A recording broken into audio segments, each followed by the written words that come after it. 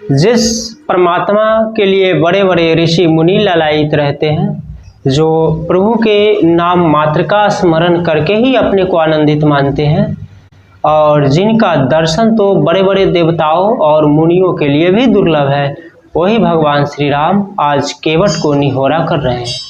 केवट भगवान श्री राम की बातों को अनसुना कर रहा है और भगवान अपने परम भक्त केवट पर कृपा की स्नेह बरसा रहे हैं। तो आइए ऐसे ही भगवान श्री राम और निषाद राजगुरु की पावन कथा का हम श्रवण करते हैं। चलिए कथा प्रारंभ करते हैं। इससे पहले अगर आपने इस चैनल को सब्सक्राइब नहीं किया है तो कृपया चैनल को सब्सक्राइब कर दें ताकि आने वाली हर धार्मिक कथाएं सबसे पहले आप तक पहुंचे। भगवान श्री राम केवट को बार बार निहोरा कर रहे हैं कि भाई केवट, नाव लाओ, मुझे उस पार उतार दो। भगवान माता सीता जी के साथ और लक्ष्मण जी के साथ गंगा जी के तट पर खड़े हैं।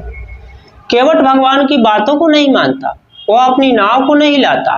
भगवान उससे बार बार निहोरा कर रहे हैं कि भाई मुझे देर हो रही है, मुझे उस पार जाना है, अपनी नाव लेकर आओ और मुझे उस पार पहुंचा दो। जब भगवान श्री राम बार बार केवट को कहने लगे तब केवट अपने दोनों हाथ को जोड़कर भगवान श्री राम के सामने नतमस्तक हो गया और कहने लगा कि हे प्रभु, मैंने सुना है कि आपके चरण कमल की धूलि में कोई जड़ी है, कोई जादू है, जिस जड़ी के स्पर्श होते ही पत्थर भी सुंदरी स्त्री बन जाती है। और भला मेरी नाव तो काठ की है, अगर यह भी स्त्री बन गई तो फिर मेरे लिए तो मुसीबत हो जाएगी। मैं अपने बाल बच्चों का भरण पोषण इसी नाव को चलाकर करता हूँ, मेरे पास तो कोई दूसरा धंधा भी नहीं है। और अगर जब यह नाव स्त्री बन जाएगी तो भला फिर मुझे दूसरे स्त्री का भरण पोषण तो करना ही पड़ेगा। दूसरी मुसीबत यह हो जाएगी कि मैं अपने बाल बच्चों का भरण पोषण कैसे कर पाऊंगा, मैं कोई धंधा भी दूसरा नहीं जानता हूँ।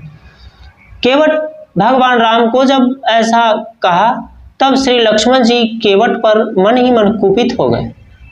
अब भगवान के परम भक्त केवट को देखिए, वह लक्ष्मण जी की दृष्टि को देखकर समझ गए कि भैया लखनलाल जी मेरे ऊपर क्रोधित हो रहे हैं। तब निषाद राजगुरु ने लक्ष्मण जी से कहा कि अगर आप मेरे ऊपर क्रोधित हो रहे हैं तो मुझे अपने बाणों से मार दीजिए, मेरी उत्तम गति प्रदान हो जाएगी। केवट मन ही मन हर्षित है, वह खुलकर भी कह रहा है कि जब लखनलाल जी मुझे मारेंगे तो मेरी तो परम गति होगी, परम धाम को जाऊंगा। मर कहाँ रहा हूँ? श्री गंगा जी में। और मार कौन रहा है? श्री लखनलाल जी। साक्षी कौन बनेगा? स्वयं जगत पिता भगवान श्री राम। भला इससे अच्छी मुक्ति कहाँ मिल सकती है? अब जब केवट ने ऐसा कहा तो श्री लखनलाल जी हंस पड़े, भगवान श्री राम मुस्कुराने लगे और माता सीता भी मंद मंद मुस्कुरा रही है।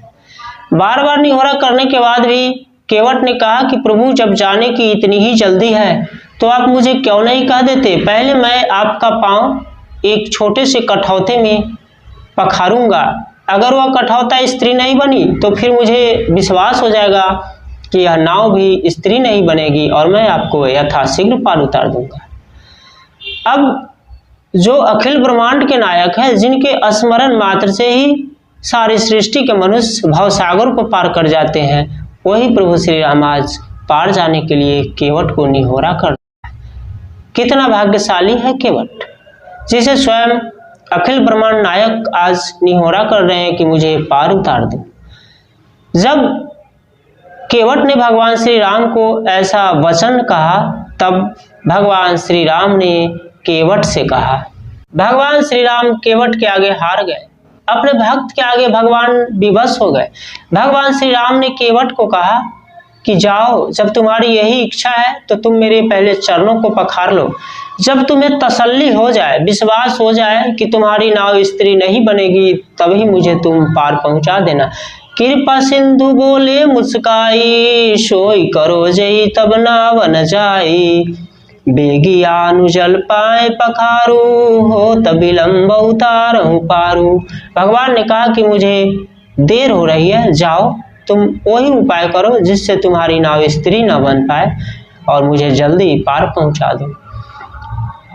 केवट हर्षित हो गया, आनंदित हो गया अब केवट के हृदय में जो हर्ष है उसका तो वर्णन नहीं किया जा सकता है।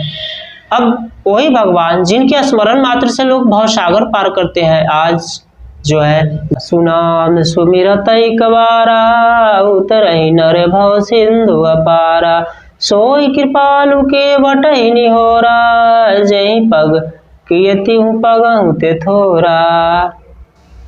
एक बार जिनका स्मरण करते ही मनुष्य भवसागर से पार उतर जाते हैं, जिन्होंने वामन अवतार के समय में 2 पग में ही त्रिलोक को नाप लिया, आज वही भगवान श्री राम केवट को निहोरा कर रहे हैं। जब भगवान श्री राम केवट को निहोरा कर रहे हैं तो गंगा जी के मन में विस्मय हो गया, शंका हो गया, और गंगा जी मन ही मन सोच रही है कि क्या साक्षात श्री हरि केवट को इस तरह से निहोरा कर सकते हैं भला क्या। जब केवट भगवान श्री राम के चरण कमलों को पखारने लगा तब गंगा जी ने देख लिया कि यह तो वही पदनख है जिससे मैं निकली हूँ, मैं प्रकट हुई हूँ। तब गंगा जी के मन में बहुत ही हर्ष हुआ कि आज उन पदनखों को देखने का सौभाग्य मिला, उन पदनखों के दर्शन का सौभाग्य मिला जिससे मैं प्रकट हुई थी। अब केवट भगवान श्री राम के चरण कमलों को पखार रहा है। देवता लोग भी अपने को भाग्यहीन समझ रहे हैं, केवट ने कैसा भाग्य पाया है जो आज साक्षात श्री हरि के चरण कमलों को पखार रहा है। धन्य है केवट। केवट के हृदय में जो उत्साह है, केवट के हृदय में जो उल्लास है, उसका तो वर्णन नहीं किया जा सकता। केवट के अंदर तो असीम आनंद की अनुभूति हो रही है। धन्य है केवट। देवता लोग ऐसा सोचकर अपने को भाग्यहीन समझ रहे हैं। केवट ने भगवान श्री राम के चरण कमलों को पखारा और सबसे पहले चरणोदक उसने स्वयं पिया, उसके बाद अपने सगे संबंधियों और परिजनों को पीने के लिए दिया। ऐसा केवट ने क्यों किया? केवट ने ऐसा इसलिए किया कि जब केवट स्वयं पहले चरणोदक को पिया, वह स्वयं पहले चरणोदक पीकर अपने पितरों को तारना चाहता है। वह चाहता है कि उसके पितर जिनकी अधोगति हो गई है, जिनकी गति उत्तम नहीं हुई है, वे परम धाम को चले जाए। केवट ने चरणोदक को सबसे पहले पीकर अपने पितरों का भी उद्धार कर दिया, उसके बाद सभी सगे संबंधियों और परिजनों को दिया ताकि इन लोगों को भी उत्तम धाम की प्राप्ति हो, परम धाम की प्राप्ति। इस प्रकार केवट भगवान श्री राम के चरण कमलों को पखारा, चरणोदक को पिया, सगे संबंधियों और परिजनों को पिलाया और फिर वह भगवान श्री राम को नाव में बिठाकर उस पार उतारने के लिए चला। धन्य है केवट, धन्य है केवट जिस पर भगवान श्री राम अपना स्नेह और प्यार लुटा रहे हैं।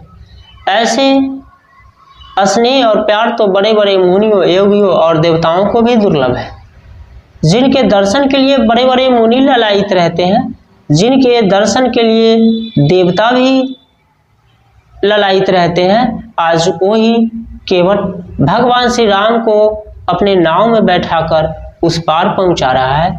जिस प्रभु के स्मरण से, नाम मात्र के उच्चारण से लोग भवसागर को पार कर जाता है, वही प्रभु आज केवट को निहोरा करके उसकी नाव में बैठे हैं और उस पार जा रहे हैं।